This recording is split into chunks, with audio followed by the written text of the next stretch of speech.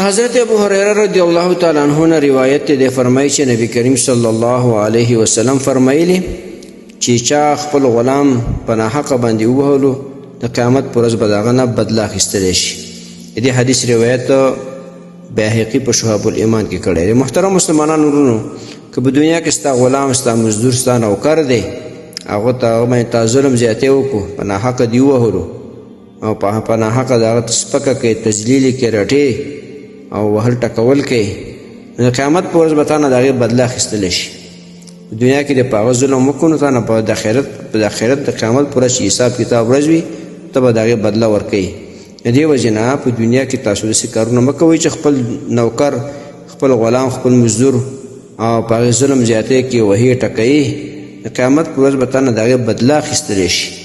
د دې وجې نه ډېر زیات احتیاط کوئ د خپلو غلامانو، خپلو مزدورانو، خپلو نوکرانو سره.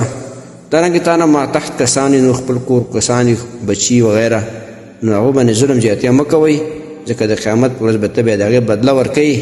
که په دنیا کې ته پلار یې او مشر د کور او خدای مکه ستا د لاس نه ظلم وشي، زیاتی وشي، نو بیا به ته هغه دنیا کې د هغې بدله ورکوي، ځکه چې ظلم ښه شی نه دی. د دې وجې ډېر احتیاط کوئ او د خپلې مشرۍ نه بد استفاده مه کوئ.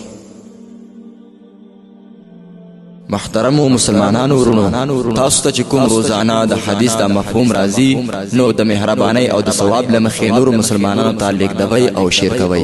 والسلام.